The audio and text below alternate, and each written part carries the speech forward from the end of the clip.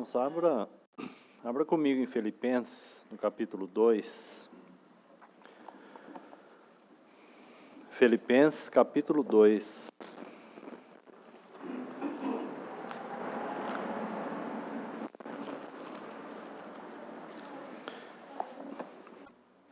Filipenses, capítulo 2. Vamos ler versículos 5 a 11, antes de seguirmos. Essa porção está relacionada a um cântico que nós acabamos de entoar, cântico de número 80.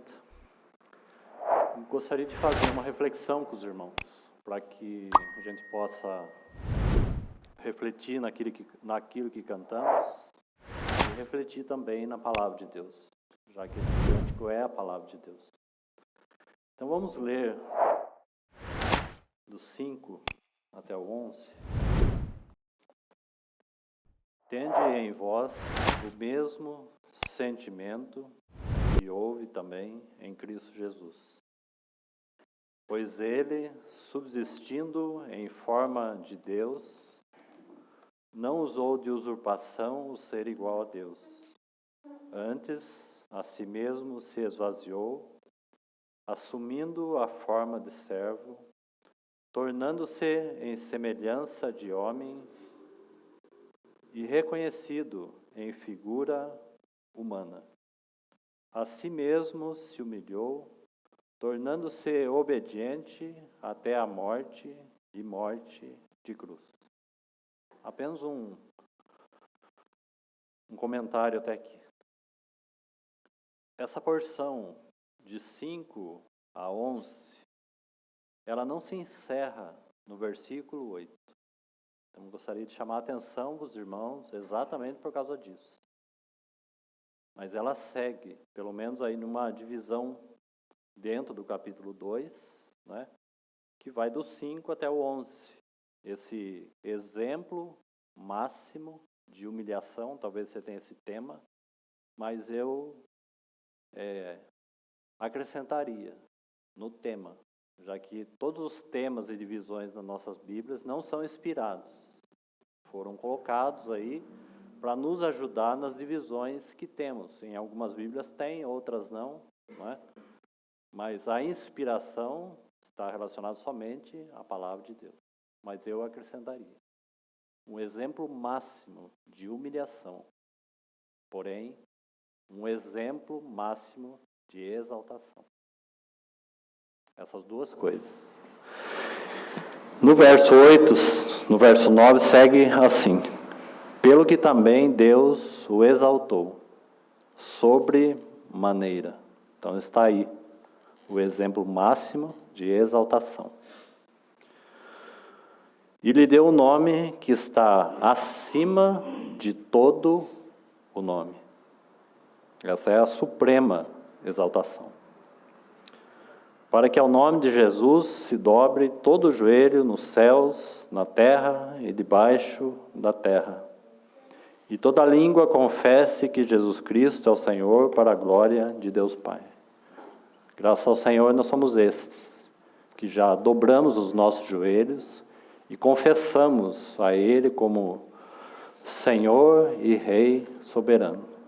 Já confessamos a Ele como sendo esse nome excelente, porque Hebreus capítulo 1 vai dizer que Ele herdou, depois de realizar essa obra, Ele herdou um nome excelente, ou um nome que está acima de todo nome. O nome dele sempre foi sublime, sempre foi elevado. Mas ele retorna aos céus, ao trono, como um homem. Então, por isso que nós temos o exemplo máximo de um homem no trono. Um homem glorificado, um homem exaltado. Queridos irmãos, nós estamos compartilhando com os irmãos na quarta-feira a respeito das bem-aventuranças. E a terceira bem-aventurança é: bem-aventurado os mansos, porque herdarão a terra. Está aqui um homem totalmente manso, digno de herdar esse nome mais excelente. Isso com relação ao Senhor Jesus. As bem-aventuranças têm tudo a ver com Ele, porque fala do caráter dele. mas as bem-aventuranças têm tudo a ver conosco. Irmãos, quando a igreja estiver pronta para abrir mão dos seus direitos, ela também estará pronta para ser recebido na glória. Vou repetir. Quando a igreja estiver pronta para abrir mão dos seus direitos, porque, irmãos, como igreja do Senhor, nós temos muitos direitos espirituais, porque nos foi concedida por Cristo Jesus. Mas quando ela aprender a abrir mão dos seus direitos, ela estará pronta para ser recebido no trono e na glória. O mesmo que abriu mão dos seus direitos, porque isso é ser manso de coração. São os mansos que herdam alguma coisa. Jesus abriu mão, como está aí. Tendo em vós o mesmo sentimento que houve também em Cristo Jesus, pois ele, subsistindo em forma de Deus, não julgou com usurpação o ser igual a Deus, antes a si mesmo se esvaziou, assumindo a forma de servo e tornando-se em semelhança de homens e reconhecido em figura humana. Aquele que estava no trono abre mão do seu direito para descer e se humilhar e ir até a morte e morte de cruz. É por isso que ele foi também exaltado por Deus, sobremaneira. Ele abriu mão dos seus direitos e por isso ele pôde ser exaltado. Nós sabemos que o homem é provado pelos louvores que ele recebe. Então, se aprendermos com o nosso Senhor, tende em nós, o mesmo sentimento que houve também em Cristo Jesus. Nós temos aqui duas coisas relacionadas a Ele. Humilhação. E qual é a outra? Exaltação. Ou coroação. Isso também está reservado para todos aqueles, ou para a sua igreja, que abrindo mão de si mesma, obterá louvor e glória da parte dele. Depois você pode ler Atos 7. Ali nós temos o testemunho de Estevão, que abriu mão dos seus direitos. Penso que ali nós temos base suficiente para entendermos que, de fato, o nosso Senhor Jesus se colocou de pé para receber Estevão na glória, porque ele abriu mão dos seus direitos e também foi recebido com exaltação. Assim a igreja será recolhida e recebida no trono, se ela passar por esse mesmo processo que Cristo Jesus passou. Tende em vós o mesmo sentimento. Então, por que haveríamos de parar aí no versículo 8, se temos o versículo 9? Somos chamados para ter o mesmo sentimento de Cristo Jesus, de humilhação e de exaltação, ou de coroação. Então, esse foi o cântico que nós entoamos. Deve existir em nós o mesmo sentimento que houve em Cristo Jesus. Abrimos mão de tudo aquilo que Ele proveu, para então sermos exaltados por Ele mesmo, para que a igreja receba a glória que lhe é devida, porque é uma glória reservada para nós, para a igreja, queridos irmãos. Agora, está vendo como nós temos tanta dificuldade de receber isso? Por causa dos nossos corações ainda orgulhosos. É por isso que temos que abrir mão para receber essa verdade no nosso coração. Que linda verdade e que bonito equilíbrio da palavra de Deus. Tal como Ele é, nós somos. Somos chamados para isso. Nós não somos chamados para ficar no túmulo. Nós somos chamados para viver uma vida de ressurreição. Então, na medida que vamos abrindo mão dos nossos direitos, vamos recebendo da parte do Senhor. Irmãos, isso é o que a Bíblia chama, com relação a nós, a sua igreja, glória. Essa é a glória da igreja. Essa é a nossa glória. de termos essa mesma participação que houve em Cristo Jesus. Que o Senhor nos ajude a mantermos esse belo equilíbrio. Por um lado, humilhados, mas com grande expectativa, que um dia seremos exaltados junto dele. Então, essa consideração que eu queria deixar aí com os irmãos. Mas vamos seguir, eu queria que os irmãos abrissem Apocalipse, no capítulo 2. Antes de lermos aí, vamos ter mais uma palavra de oração. Apocalipse, capítulo 2.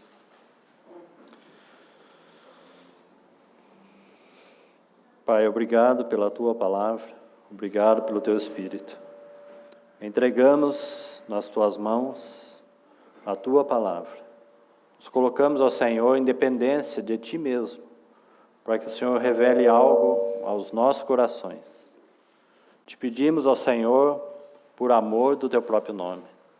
Nos ajuda, ó Senhor, com Tua palavra, pois dependemos, ó Senhor, de Ti. Precisamos de Ti.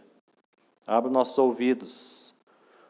Dê o entendimento necessário para conhecermos o Senhor e para vermos o Senhor.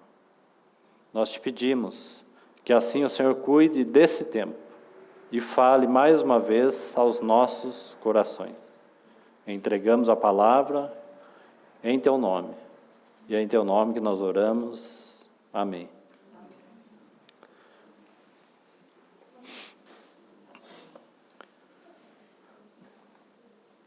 Vamos ler o versículo aí do capítulo 1, primeiro. Verso 12. E versículo 13.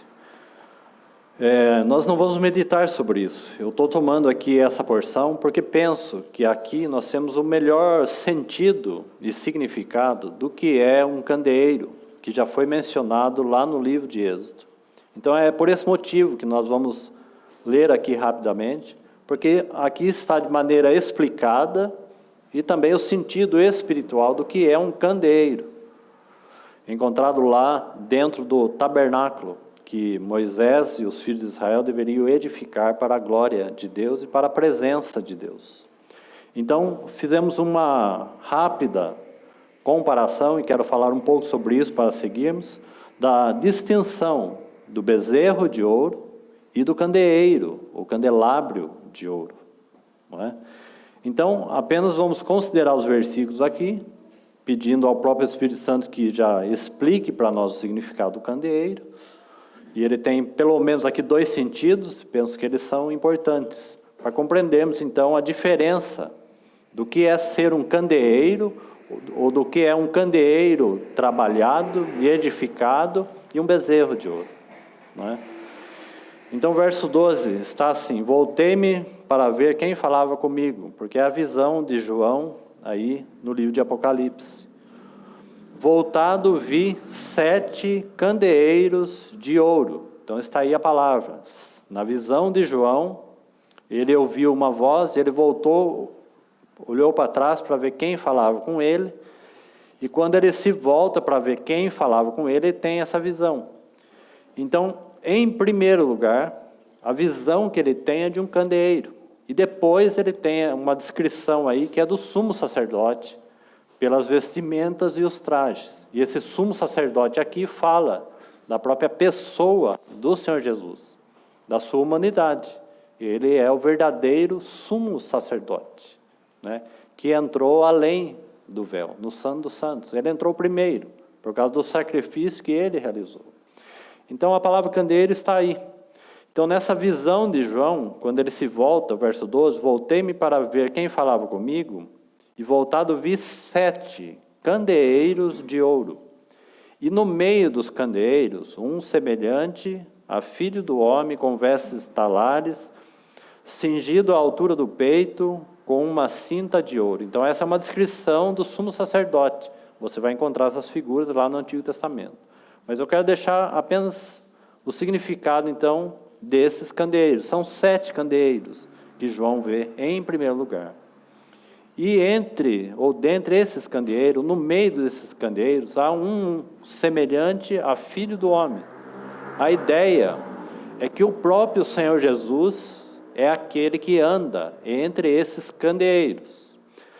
Quando nós vamos para o capítulo 2, nós vamos ler aí o finalzinho do capítulo 1, verso 20 primeiro, e depois o capítulo 2. Que ele vai explicar, então, o que é esses candeeiros. Quanto ao mistério das 7 estrelas que vistes na minha mão direita, e os 7 candeeiros de ouro, está vendo? Ele está falando do candeeiro de novo, e as 7 estrelas. Então ele vai explicar. Os 7 candeeiros de ouro e as 7 estrelas são os anjos, a ideia aqui de mensageiros. 7 estrelas, 7 candeeiros de ouro. Os anjos aqui se refere aos mensageiros, provavelmente das 7 igrejas mencionadas aqui no livro de Apocalipse, cada uma se referindo à sua localidade, ainda que elas sejam igrejas proféticas e possuem sentido espiritual para todos nós. O fato que você tem 7 estrelas, que são os 7 anjos, como está mencionado aí das 7 igrejas, ele já explicou então. São 7 mensageiros. Aqui nós temos um mensageiro, o próprio João, sendo tocado pelo Senhor, né, aqui na visão celestial, na visão espiritual dos candeeiros. Então, 7 estrelas são os anjos das 7 igrejas, ou mensageiros. E os 7 candeeiros são as 7 igrejas. Então, não precisa fazer nenhum curso teológico para você entender o significado de candeeiro. É só ler a Bíblia, que o Espírito Santo já explicou o sentido do candeeiro. Então, o que é candeeiro? E por que nós podemos, então, meditar no candelabro? Né? Porque essa palavra candeeiro, ela não surgiu, na verdade, aqui. Ela surgiu lá na construção do tabernáculo. Um candelabro de ouro. Então, nós temos um candelabro de ouro, obra divina, né? Porque aqui nas 7 igrejas, quem fala? As 7 igrejas. Quem fala? O Espírito Santo. Porque só Ele ministra às 7 igrejas. Quem ministra às igrejas hoje, em nossos dias, já que cada uma delas aqui não tem nenhum título e nem nome. Todas elas são referentes a uma localidade. Porque a igreja leva aquele nome sublime ali que nós vimos em Filipenses. Esse nome sublime, quem leva esse nome na terra? A igreja. A igreja não leva nenhum outro nome. Ela não carrega nada a não ser o nome sublime de Cristo. Não tem outro nome para nós zelarmos aqui. Só o nome sublime de Cristo. Né? Esse é o papel fundamental do candeeiro. É por isso que esse Filho do Homem, o que ele faz? No meio dos candeeiros. Ele anda no meio dos candeeiros. Buscando o quê? Então, um sentido e significado nós já temos. Os candeeiros são as 7 igrejas. Certo? Agora, o que significa, então, qual o motivo dessas 7 igrejas existirem? Qual o motivo das assembleias do Senhor na terra existirem? Será que só o fato de nós sabermos que elas são candeeiros é suficiente? Penso que não. Então nós precisamos de 2 sentidos. Já entendemos. Todas as assembleias de Deus, de Cristo, na terra, são ou deveriam ser o quê? Um candeeiro. Agora, para que serve um candeeiro? Já falamos, para levar ou dar testemunho de um único nome. Em outras palavras, para que ele seja um verdadeiro suporte para a luz. Então, que adianta ser candeeiro sem luz? Um candeeiro sem luz, nós continuamos na mesma condição. Não iremos iluminar nada e nem expressar a glória, porque Cristo é a luz. Cristo é a nossa luz. Ele é a luz que brilha. Né? Então, um candeeiro só tem um sentido. Agora nós estamos entrando qual é o sentido né? De um candeeiro. Então, o sentido é o quê? Candeeiro é um suporte, um instrumento para proclamar as glórias ou as virtudes de Cristo. Ele é um suporte para a luz de Cristo. Ele é um suporte para o nome de Cristo. E nada mais. Esse é um candeeiro.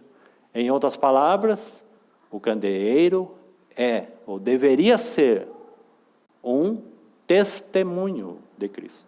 Então, candeeiro fala das 7 igrejas e candeeiro fala de testemunho. De um único testemunho. Então, por aí conseguimos entender a diferença de um bezerro de ouro e de um candelabro. Porque os dois são de ouro. Os dois foram trabalhados. E aí nós vamos ver alguns detalhes ali em Êxodo. Então, aqui apenas para os irmãos entenderem e conhecerem. Quem não conhece, talvez você já conheça. Se você já conhece, então faça a devida reflexão se de fato temos sido luz no mundo. Se você já é entendedor dessa verdade, faça outra reflexão. Somos, de fato, luz no mundo e sal na terra? Temos o nosso Senhor como primazia? Então, nós encontramos essas palavras aí mesmo, no capítulo 2. Então, já vimos o que é os candeeiros e o seu sentido, seu significado espiritual. Veja o versículo 1 ainda, do capítulo 2. Ao anjo ou ao mensageiro da igreja em Éfeso, está vendo aí uma localidade, o mensageiro da igreja em Éfeso. Esse mensageiro, com toda certeza, é uma referência muito clara a João mesmo, porque João congregou em Éfeso, ele viveu com os irmãos em Éfeso, ele participou aqui presente, né? Na visão dele está preso, mas ele foi alguém que conviveu aqui na Ásia Menor, aqui junto com esses irmãos. Então, ao anjo da igreja de Éfeso, escreve: estas coisas diz aquele que conserva na mão direita as 7 estrelas e que anda, novamente, no meio dos 7 candeeiros. Então, João está tendo essa visão e olhando para as 7 igrejas mencionadas aqui, ele está vendo que esse Filho do Homem, o Senhor Jesus, porque ele é central, ele está andando entre os candeeiros. E quando você vai estudar essas 7 igrejas, você vai descobrir que o Senhor Jesus anda no meio dos candeeiros, assim como ele passeia no meio deste candeeiro, desse pequeno candeeiro. A pergunta é, o que ele faz entre nós? Em uma palavra, ele busca o seu próprio testemunho. No que concerne à igreja geral, o que Cristo busca na igreja? Que essa, afinal, seja osso dos meus ossos e carne da minha carne. É isso que ele busca. Ele deseja olhar para a igreja e ver a ele mesmo. Igreja gloriosa, sem ruga, sem mácula, semelhante a mim. Essa não é a obra da cruz. Esse não é o trabalho do Espírito Santo na igreja e em nós. Nos fazer a semelhança dele mesmo. Então, esse que passeia entre nós, nesse momento, em nossa vida, ele está buscando algo. Buscando aquilo que é dele mesmo. Então, ele anda à procura de algo. Ele anda à procura de fidelidade, de lealdade, de amor a ele. Ele busca o seu testemunho. É isso que ele busca. Em cada uma dessas 7 igrejas. Então, se você ler, você vai descobrir isso. Que em cada uma delas, o Senhor está buscando algo dele mesmo, que foi perdido. No caso de Éfeso, quando nós vamos ler aí o versículo 4, há uma repreensão sobre essa igreja. Tenho, porém, contra ti, que abandonaste o teu primeiro, ou a qualidade, ou a primazia do amor a Cristo. Então, essa é uma repreensão para essa igreja. E ele está procurando o que aqui em Éfeso? Ele está procurando justamente aquilo que Éfeso perdeu. As outras coisas estão aí, serviço, discernimento, né? Então ele vai procurar aquilo que aquela localidade perdeu. E aqui ela perdeu a qualidade, ou a primazia do amor de Cristo. Amor de qualidade, a melhor qualidade. Irmãos, o que é mais importante para nós? O que é que nós temos mais afeto? Do que mais nós gostamos do que mais, ou que mais nós amamos. É nisso que é medida a nossa primazia a Ele. O que nos impede, irmãos, de avançar é exatamente isso. Então Ele está buscando aquilo que seja primaz, de qualidade. Então o verso 4, tenho porém contra ti que abandonasse o teu primeiro, ou melhor, amor. Agora veja o verso 5, e aqui nós temos novamente o sentido. Verso 5 aí vai dar o sentido do que é um candeeiro, e para que ele serve. Lembra-te, pois, de onde caíste. Arrepende-te e volta à prática das primeiras obras. Senão, então veja aí o sentido. Senão venho a ti e moverei do seu lugar, o quê? O teu candeeiro. Então está vendo como candeeiro significa testemunho? Você pode perfeitamente colocar a palavra aqui, testemunho. Porque candeeiro significa testemunho. Uma igreja que perdeu a primazia do amor de Cristo, está sendo repreendido pelo Espírito Santo, chamando eles a arrependimento, para que eles se voltassem da onde? Então preste atenção nisso, porque isso vai nos ajudar muito com relação, por exemplo, por que que aquele povo está levantando um bezerro de ouro. Talvez nós podemos pensar assim, bom, deixa eu ver quando foi que eu pequei. Mas não é isso que o Espírito Santo está fazendo aqui. Quando foi que eu errei? Por que que eu perdi esse amor primaz de qualidade? Ele está falando, lembra-te, pois, de onde? Irmãos, isso de alguma forma vai mostrar para Éfeso, e pode mostrar também para nós, que talvez nós perdemos algo por causa de um longo tempo, ou de negligência, ou de afastamento da palavra de Deus, ou de desconsideração da palavra de Deus, ou por não guardar a palavra de Deus, ou por princípios entendidos e não obedecidos. Bezerro de ouro, irmãos, não surge de uma hora para outra. Bezerro de ouro é fruto de um pensamento humano, elaborado ao longo de uma jornada. Entendeu bem? Bezerro de ouro não surge de uma hora para outra. Quando nós caímos, nós não caímos de uma hora para outra. E podemos errar procurando pecados apenas. Não que eles não tenham que ser reconhecidos e arrependidos, quando o Senhor nos mostra. Não é isso. Mas aqui está se referindo a uma assembleia. Então, muitas vezes, podemos desviar ao longo do tempo de algo que o Senhor falou. De um princípio ensinado, falado, entendido. Lembra-te, pois, de onde caíste. Arrepende-te e volta a ti. Porque senão, eu moverei do vosso meio o meu testemunho. E esse candeeiro não será mais um candeeiro, porque foi removido, foi apagado. Foi apagado porque Deus quis apagar? Claro que não. Nós estamos vendo o Espírito Santo chamando esse povo. Arrepende-te, arrepende-te. Volta, volta naquilo que vocês caíram. Para que vocês continuem sendo um candeeiro. O fato que na história nós sabemos que Éfeso foi removido, porque não se arrependeu. Agora, irmãos, pensando na irmandade de Éfeso, esses irmãos que não se arrependeram, escute isso. Depois você estude com cuidado. Na história, Éfeso sumiu. Mas muitos irmãos estavam vivos. Esses, por não se arrependerem, se tornaram, com toda certeza, Laodiceia. Uma igreja soberba. Então, aqueles que perderam a qualidade do amor, na história, Éfeso desapareceu. Mas esses que não se arrependeram, eles estão presentes. Eles estão presentes em Laodiceia. E o que é Laodiceia? Laodiceia significa várias opiniões humanas ou de homens. Então guarde isso, irmãos. De onde nós podemos ter caído, para que o Senhor não remova do nosso meio o seu testemunho. Assim em toda a igreja de Deus.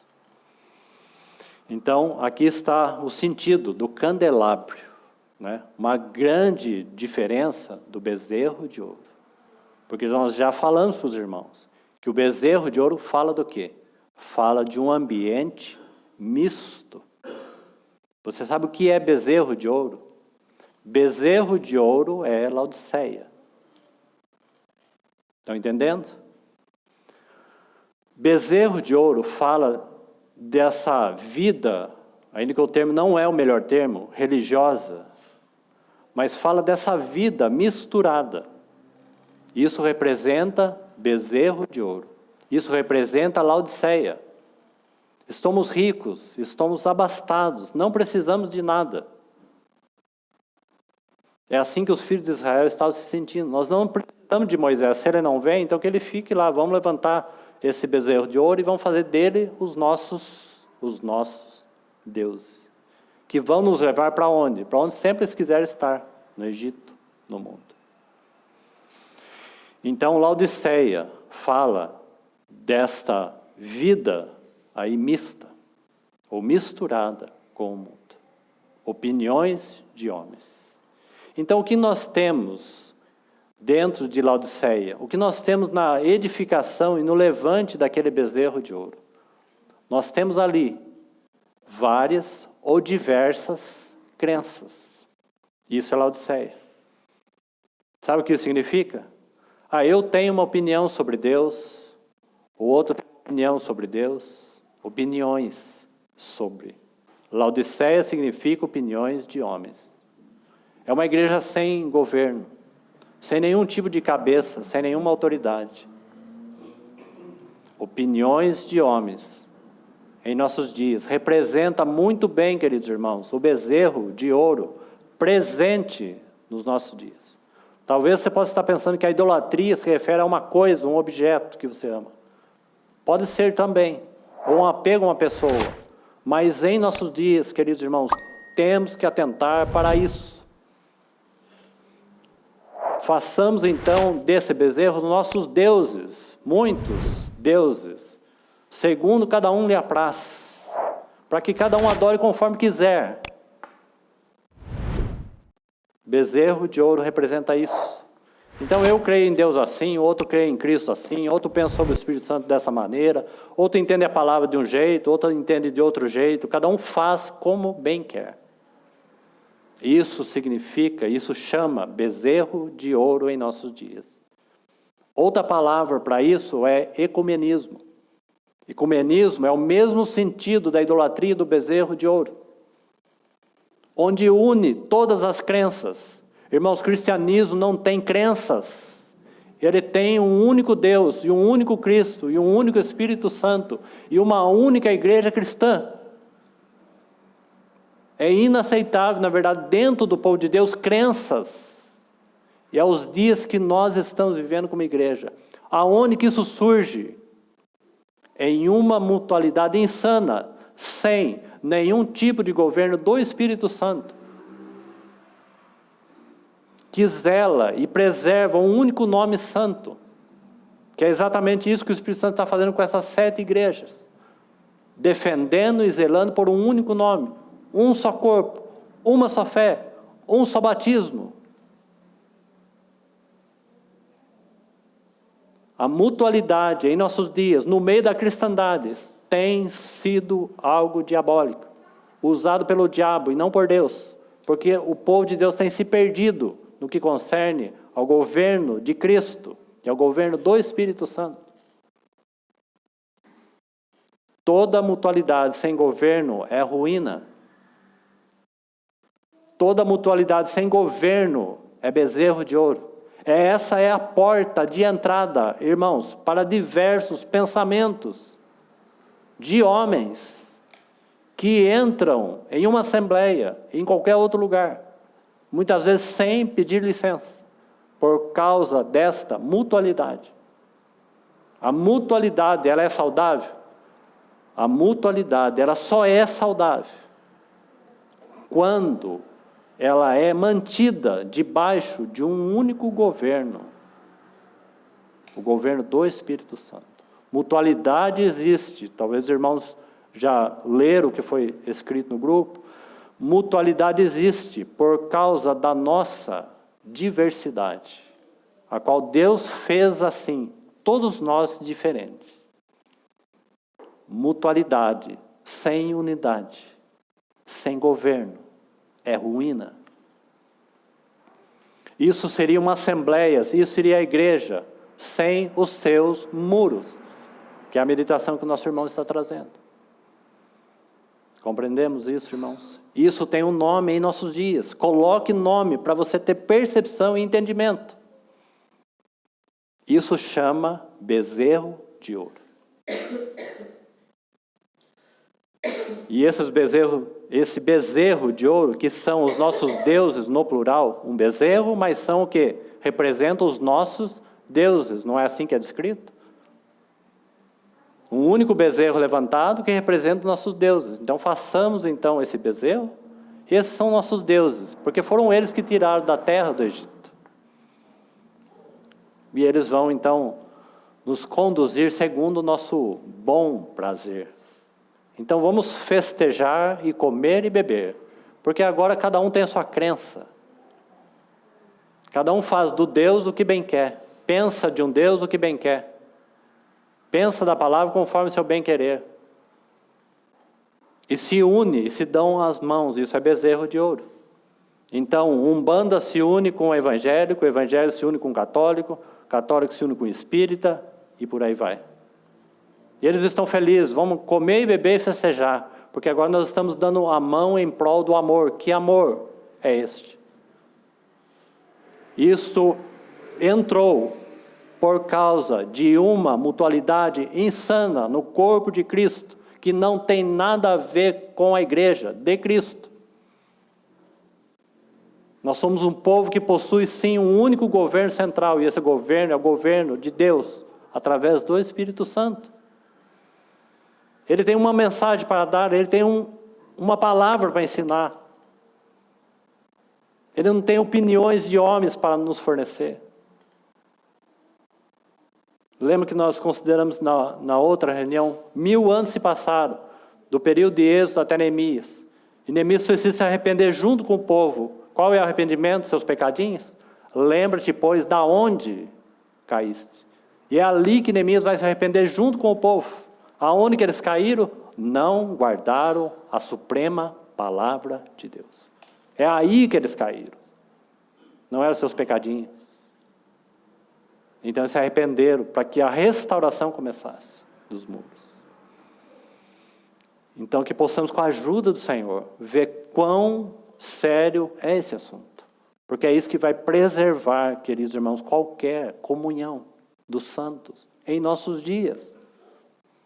Essa aqui não é uma palavra para desanimar, é uma palavra para encorajar e para nos preservar nesse dia tão difícil. Em que a palavra de Deus muitas vezes está fechada dentro das nossas próprias casas. Esses são os dias que nós estamos vivendo. O que vai nos guardar, queridos irmãos, o que vai nos preservar até o dia de Cristo? É na medida que o Espírito Santo consegue caminho para estabelecer os seus mandamentos, os seus estatutos, os seus princípios. Por quê? Porque nós temos um governo de um Deus vivo. Qualquer coisa fora disso é Laodiceia e nos levará à soberba. Reconhecer governo não nos leva ao orgulho, pelo contrário, nos leva à dependência, à humilhação. Viver sem governo nos leva à soberba, orgulho, estamos ricos e abastados. Claro, porque cada um levanta a sua opinião, a minha é melhor do que o outro. Eu sou mais conhecedor do que você, do que o irmão. Isso é soberba, isso é orgulho. Cada um se levanta com o seu entendimento da palavra, mas há uma só palavra, há um só Espírito, uma só fé, um só batismo. Uma só esperança da vossa vocação. Em outras palavras, traduzindo essas palavras, há um só propósito supremo de Deus. Então que o Senhor nos ajude, porque os filhos de Israel estão se desviando e se perdendo nisso. Então o bezerro de ouro em nossos dias representa essa mutualidade que tem se transformado em um culto ecumênico de opiniões de homens. Até tem aparência de muitas coisas, aparência de adoração, mas há muita introdução, assim como o bezerro de ouro. Como nós falamos, a introdução da psicologia, na palavra de Deus. Opiniões de homens. Que o Senhor nos ajude. Então, irmãos, Candeeiro fala das igrejas de Cristo. E elas são chamadas para ser luz no mundo. Elas não são chamadas para ser mistura com o mundo. Mas é chamado para ser luz do mundo. Testemunho de Cristo. Que zela pelo nome único de Cristo, da fé única, do Deus único. Isso está em Efésios 4, 5, 7, base, tão importante. 7. Um só, um só, um só, um só. Aonde está aí essa mutualidade? Aí ela não existe. O que existe é na diversidade, na comunhão dos santos. Todos se rendem a um único nome, a uma única fé, a um só corpo, a um só batismo, a um só Deus e Pai de todos, e que é sobre todos, e que age em todos, que quer estar debaixo do seu senhorio. Que o Senhor nos ajude, irmãos, nos dias tão difíceis, para que possamos perseverar até o final. Porque para nós, como nós lembramos, está sim reservada a coroa da justiça. Para aqueles que forem fiéis até o último dia aqui. Então vamos abrir lá em Êxodo, no capítulo 32.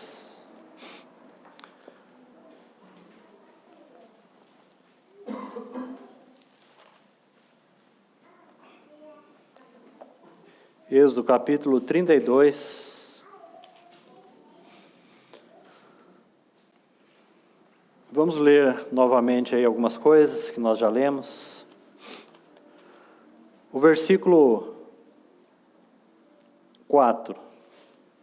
Nós já fizemos algumas considerações, já falamos bastante, acho que os irmãos estão já alinhados com algumas coisas e habituados também com muitas coisas que já foram ditas. Então, o verso 4. Este, recebendo-as das suas mãos, trabalhou o ouro com buril, e fez ele um bezerro fundido. Então disseram, veja isso, são estes, ó Israel, os teus deuses. Está vendo aí? Laodiceia. Está vendo aqui o significado de bezerro de ouro? Deixe marcado aqui. Abra um versículo em Jeremias, no capítulo 6 de Jeremias. Jeremias, capítulo 6.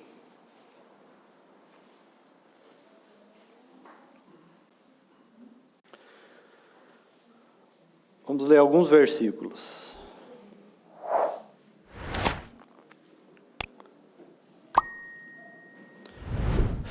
Olha o verso 8. Então, Jeremias falando aí ao povo de Deus. Aceita a disciplina, ó Jerusalém, para que eu não me aparte de ti. Reunião passada nós lembramos quão importante é isso. Esse é o primeiro chamamento. Chegando-vos para ele, para cumprir aquela vontade de Deus e propósito eterno, de edificação de uma casa espiritual, para sermos um reino de sacerdócio santo, para oferecermos a ele sacrifício espiritual e agradável a Deus. Casa espiritual, sacerdócio santo, para oferecer sacrifícios espirituais e agradáveis a Deus. Essa é a vontade, o chamado de Deus, para sermos os seus edificadores. Mas o foco principal que foi lembrado é chegando-vos para ele. No que concerne a Moisés, Moisés deveria subir aquele monte e ficar perante ele. Sobe a mim e fica aí. presença. Verso 10. A quem falarei e testemunharei, para que ouçam? Eis que os seus ouvidos estão incircuncisos, e não pode ouvir. Veja, irmão, se esse não é os nossos dias, se esse não é o quadro dos nossos dias, queridos irmãos. Se nós temos ali em Êxodo, e depois nós temos o período de Salomão, período de reis, há uma distinção para ser feita no que concerne a caminhada. Quando aquele povo sai do Egito, eles foram resgatados, redimidos, eles estão saindo e partindo para o cumprimento do propósito de Deus, para que eles entrassem em Canaã. Há um caminho ali, esse é o caminho, que eles atravessassem o deserto em torno de 2 anos e entrassem em Canaã. E por causa de rebeldia, por causa dessa mesma rebeldia, eles foram prostrados no deserto, porque a ira de Deus se acendeu, Deus perdoou aquele povo, mas eles retornaram ao deserto. E depois, então, de 40 anos, somente Josué e Caleb entram e possuem a terra. E aí você tem, um pouco depois, você tem o quê? Um cativeiro, e é o cativeiro das nações. Então, por um lado, o Senhor é o nosso libertador e resgatador para uma jornada rumo a Canaã celestial. Ele nos chama para ser os seus edificadores de uma casa espiritual, para que nela Deus ponha o seu nome, sua glória, e pela sua glória nós sejamos santificados, tudo isso nós vimos. E pela sua glória nós sejamos transformados. Somos chamados para conhecer a plenitude de Cristo, as riquezas insondáveis e inesgotáveis do nosso Cristo. Essa é uma caminhada aí. Mas quando nós vamos para os dias de Salomão, e por causa daquele reino ter sido dividido e partido, eles também têm uma caminhada. Mas essa caminhada agora é negativa. Sabe qual é a caminhada? E aí então, o irmão que está compartilhando sobre Neemias, ele vai compartilhar sobre a edificação do muro e de governo. Porque qual é a caminhada deles? Rumo ao quê? Aqueles filhos de Israel estão caminhando. Eles estão caminhando rumo à Babilônia. Essa é a jornada que eles têm. Porque o coração de Salomão foi dividido com aquelas princesas, com o mundo, com seus amores, levantou ídolos para todas aquelas mulheres, né? Nós já vimos isso, seu coração dividido, dividiu o reino foi partido. Agora aquele povo está caminhando, dividido, repartido. Né? 10 tribos para um lado e 2 tribos para o outro. Uma aos cuidados de Jeroboão, um insano, introduziu todo tipo de pecado, levantou 2 bezerros de ouro, já falamos também sobre isso, e nós temos Roboão, o filho verdadeiro de Salomão, que o Senhor de alguma forma preserva Judá. Por quê? Por causa da promessa de Deus, e por causa do amor de Deus para com Davi. É por isso que ele preserva, ali podemos chamar de um remanescente. Mas com a ajuda do Senhor eu vou mostrar algo ali, até mesmo para que a gente não se orgulhe, porque é uma repreensão para esse remanescente, dentro do livro de Reis.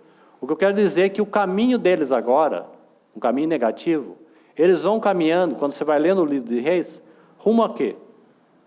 E eles vão seguir também em 3 levos até onde? Até Babilônia. Se Salomão tem 1000 mulheres, provavelmente ele edificou 1000 ídolos, um para cada uma das suas mulheres. Contando com as concubinas, no total. Aí, mulheres são 700 e poucas. Se eles querem idolatria e ídolos, para onde o Senhor vai enviar eles? Os irmãos entendem qual é a história, o que está acontecendo? Um povo sem nenhum tipo de governo. Há uma expressão aqui, ali em Êxodo, deixe marcado Jeremias, volte lá no capítulo 32, fazendo um favor. Olha uma expressão no versículo 25. Êxodo 32, olha o verso 25, quando você tem a narrativa de Arão. Já que Moisés questiona Arão por que tudo aquilo aconteceu, então você tem a narrativa do próprio Arão. E daí o verso 25 tem Moisés diz algo aí sobre a condição daquele povo que está adorando o bezerro de ouro. Vendo Moisés que o povo estava, olha essa palavra, desenfreado, pois Arão o deixara a solta, para a vergonha no meio dos seus inimigos. Irmãos, eu acho que esse versículo fala muito. Porque desenfreado, traz a ideia aí, esse povo, Arão, está desgovernado. Eles estão sem governo nenhum. É exatamente isso que você tem no reino dividido de Israel nos dias de Salomão. Eles estão desenfreados, desgovernados. Eles estão cheios de ídolos. Então, se eles querem ídolos, Deus irá enviar para a terra dos ídolos. Então, você tem um cativeiro ali, o cativeiro da Síria, dos assírios. É o primeiro cativeiro. E eles vão sendo levados até ficarem escravos, então, de Babilônia, a terra dos ídolos. Então, ali sim se refere a uma terra de muita idolatria. Se é isso que aquele povo quer, então é para lá que eles vão. E depois, então, você tem a restauração e a libertação depois de 70 anos, ali dentro de Babilônia, se lambuzando com os ídolos. Um povo sem nenhum tipo de governo. Isso é resultado de um reino dividido. Isso é resultado da idolatria. Irmãos, isso, para nós, é resultado de opiniões de homem. De uma mutualidade, de um povo desenfreado. Irmãos, veja se não é isso que tem acontecido em nossos dias. Onde conta a opinião de cada um, a ideia de cada um. Que mutualidade é essa de Deus? Que edificação é essa? Que testemunho é esse? Isso vai nos levar e tem levado a igreja para onde? À ruína.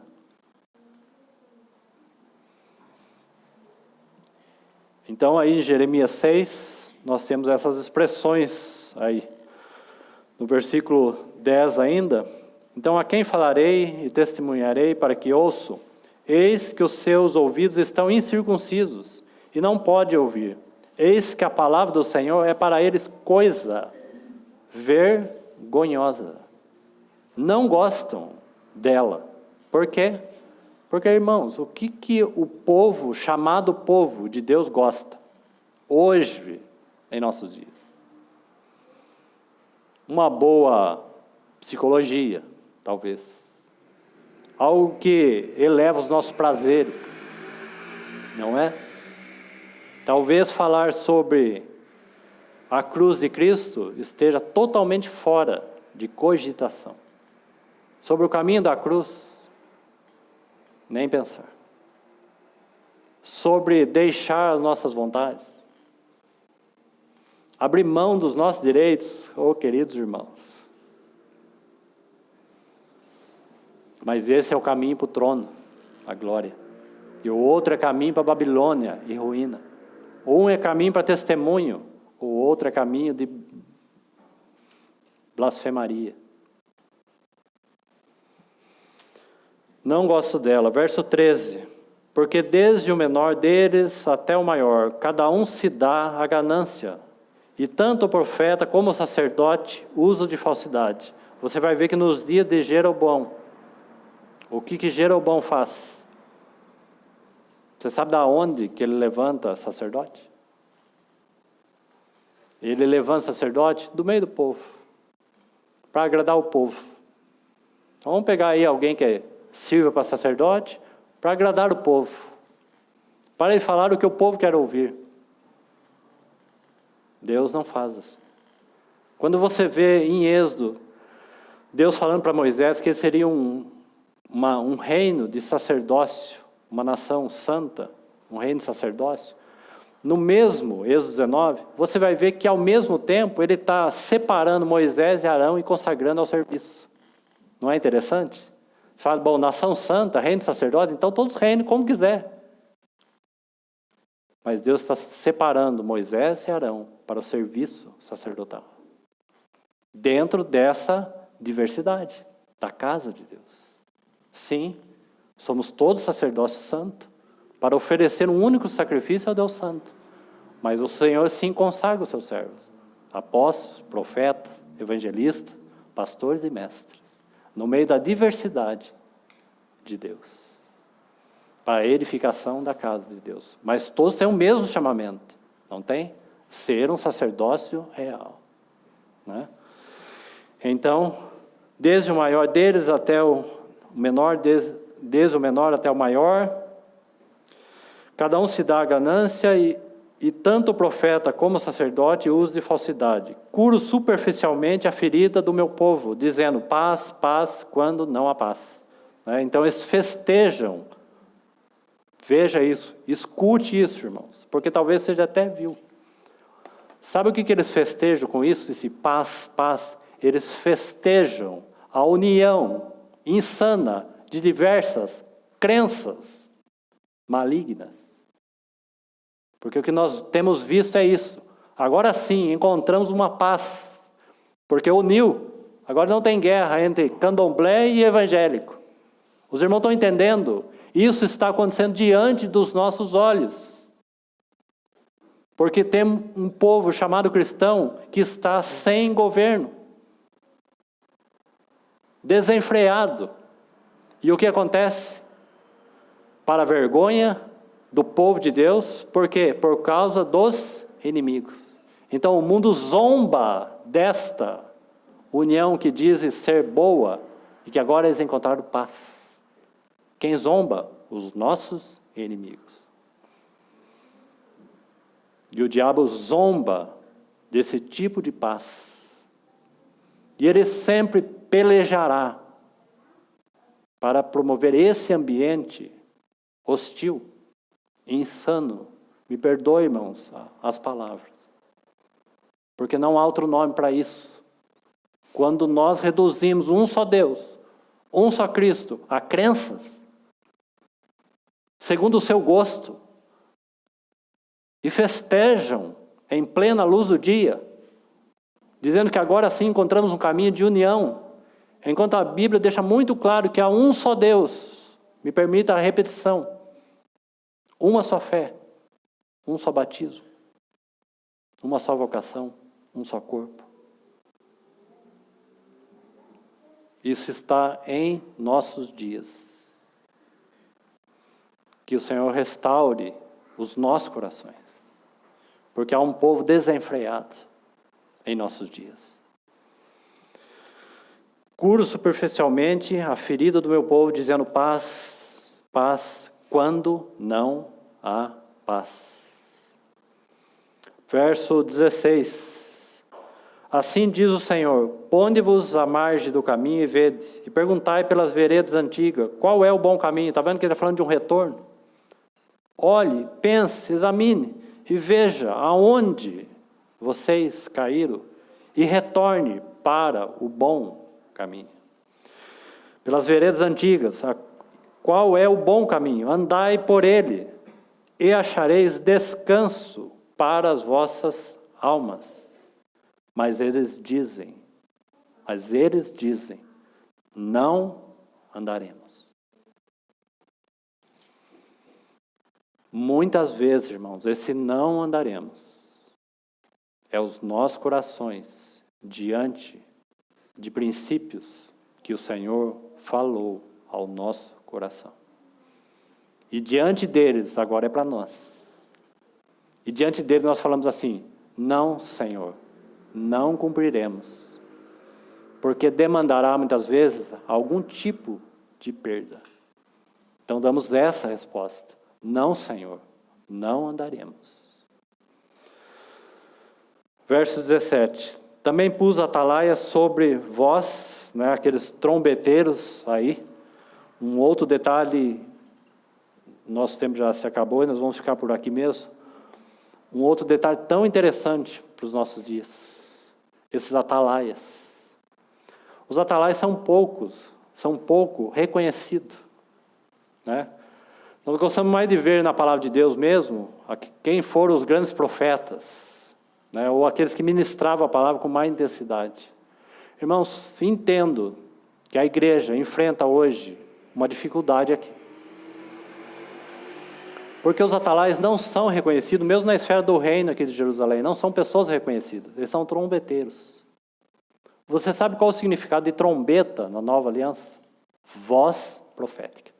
Agora escute, irmãos, abre seus ouvidos, peçamos a ajuda do Senhor, escute.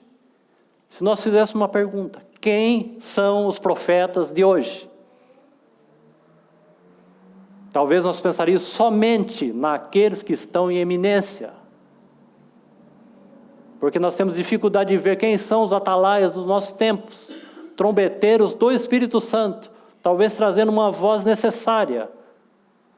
Mas nós só conseguimos ouvir a voz de profetas e mestres e pastores em eminência.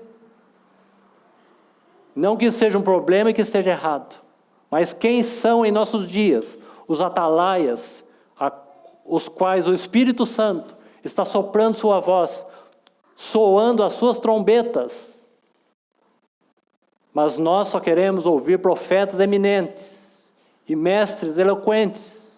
Tomemos cuidado, porque com isso, eu e você podemos não estar ouvindo a voz profética dos atalaias em nossos dias, que pode estar em nosso meio e no meio de qualquer outro grupo ou qualquer outra esfera que reúne no nome do Senhor. No que concerne ao propósito de Deus, é estarmos reunidos em um só nome.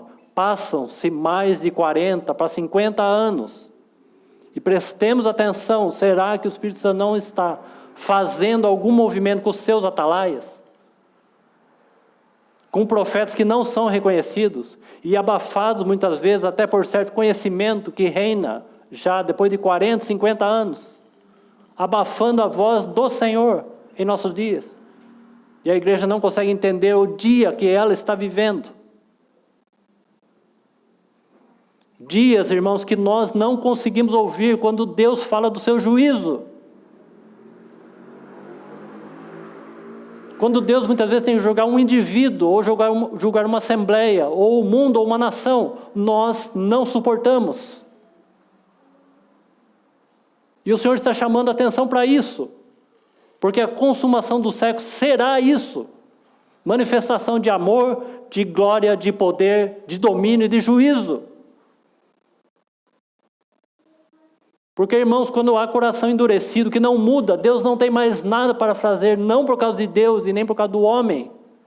Porque este coração se endureceu. E só resta da parte de Deus uma única coisa: juízo sobre o indivíduo, sobre a assembleia, sobre a casa de Deus. Muitas vezes, Deus tem chamado a atenção do seu povo por meio dos seus atalaias. Vivemos uma geração de filhos que não suporta, queridos irmãos, nem sequer passar pelos nossos ouvidos esta palavra, juízo de Deus. Só que a manifestação do juízo é a maior evidência do seu amor, da sua graça. E por isso eu e você estamos aquém de tudo aquilo que Deus deseja fazer sobre a sua casa.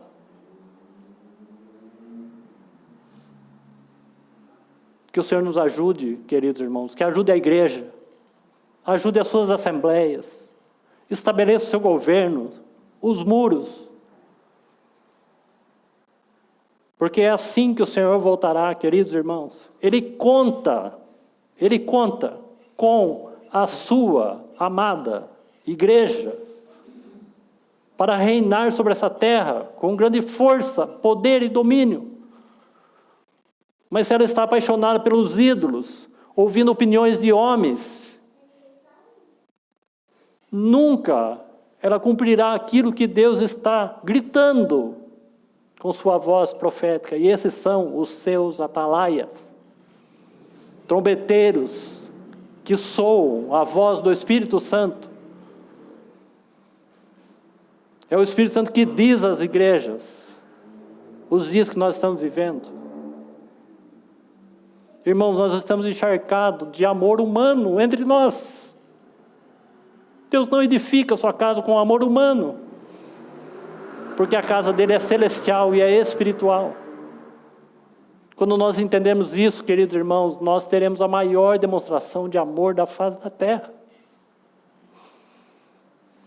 Que o nosso amor nunca irá manifestar a grandeza do nosso Deus e sua glória, e também o seu amor.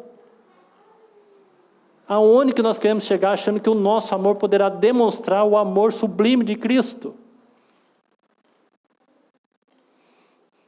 Que o Senhor nos socorra, queridos irmãos, nos ajude, nós e toda a igreja de Cristo nesses dias.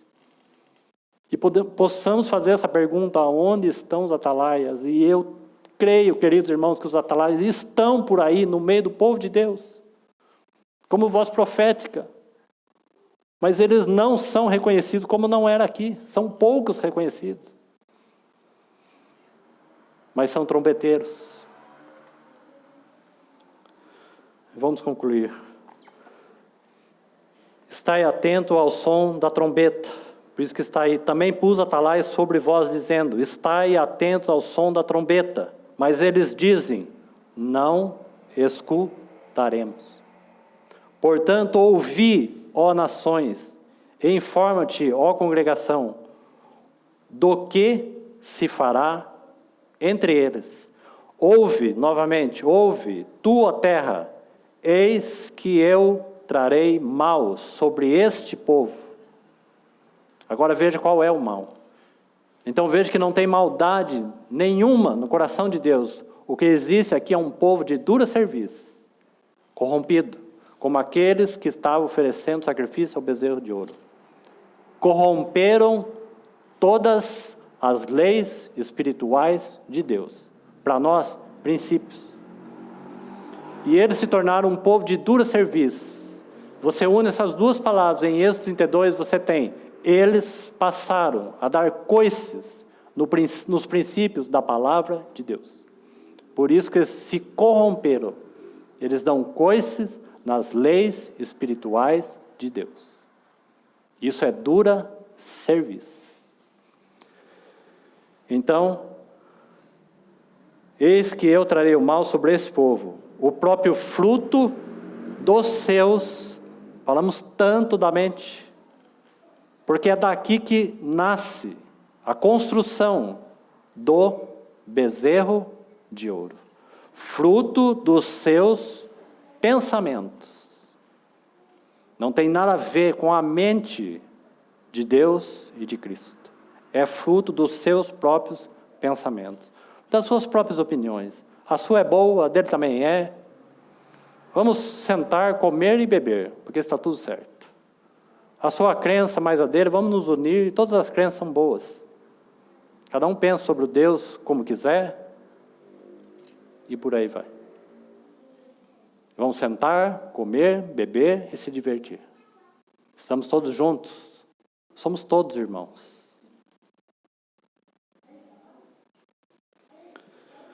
Então, fruto dos seus pensamentos é o resultado do bezerro de ouro. Porque não estão atentos, está vendo? É onde que ele vai? Porque não estão atentos às palavras, às minhas palavras. E rejeitaram a minha lei. Volte ali em Êxodo rapidamente, já vamos concluir. Eu sei que passou 10 minutos, apenas para não ficar pela metade e eu deixar essa diferença clara para os irmãos, já que falamos bastante do bezerro de ouro. Volte ali em Êxodo, então.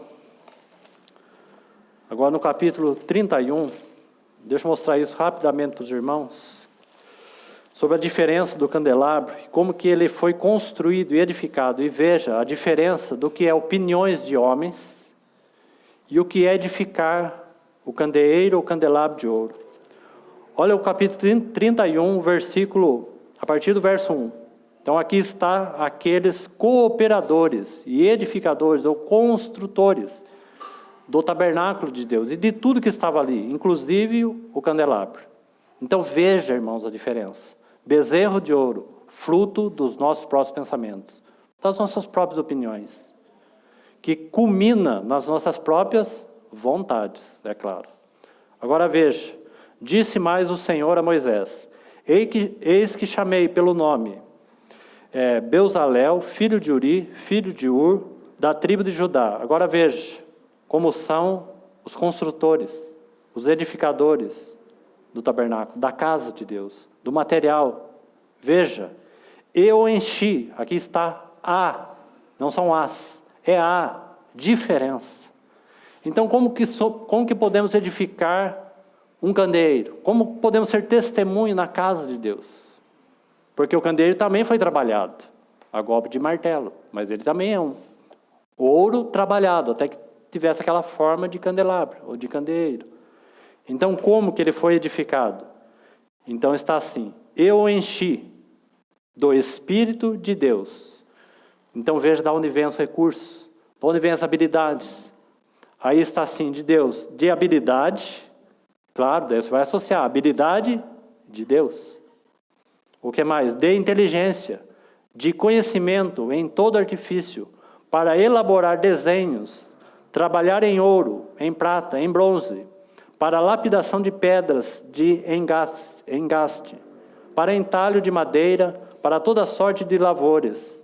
Eis que lhe dei por companheiro Aholiabe, filho de Aizamaque, da tribo de Dan, novamente, e dei, porque é Deus que deu, e dei habilidade a todos os homens hábeis, para que, veja, para que façam tudo o que tenham ordenado.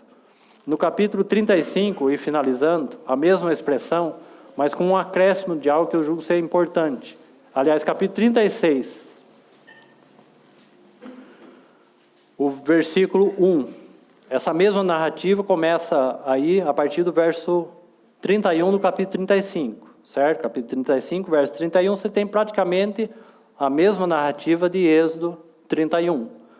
Pode ver lá no versículo 31 do capítulo 35. E o Espírito de Deus o encheu de habilidade. Mas vamos para o 36, verso 1.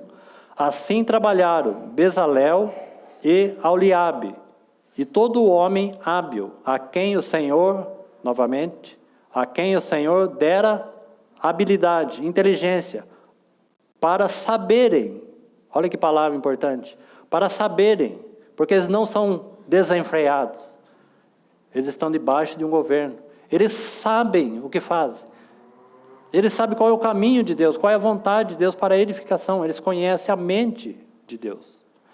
Então, para saberem fazer toda a obra para o serviço do santuário, segundo tudo o que o Senhor havia ordenado.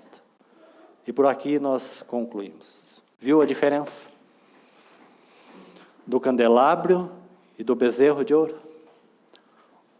Toda provisão é totalmente espiritual e celestial, que vem da capacitação do alto, do conhecimento do alto, por meio do Espírito Santo. O outro brota de um coração corrupto, de uma mente caída, fruto dos seus próprios pensamentos e das opiniões diversas, para ver o que funciona, o que serve para a edificação. Bezerro de ouro, candelabro, testemunho. Que o Senhor nos ajude. Vamos orar. Ó Deus, tem misericórdia do teu povo. Desperta, ó Senhor, nossos ouvidos para ouvir a tua voz nesses dias. Ó Senhor, o Senhor tem posto os seus atalaias. Eles têm tocado a tua trombeta nesses dias. Dê, Senhor, ouvidos para ouvir a tua voz e atentar à tua palavra nesses dias. Desperta, ó Senhor, os nossos corações. Desperta o coração da tua igreja nos dias do fim. Que possamos te buscar com mais fidelidade e intensidade, para que assim o Senhor conclua a edificação da tua casa, para a glória e louvor do teu próprio nome. Nós te agradecemos, ó Senhor, pela tua palavra e te bendizemos. Obrigado, ó Senhor, por essa hora e por esse tempo que estamos vivendo. É em teu nome que nós oramos e agradecemos. Amém.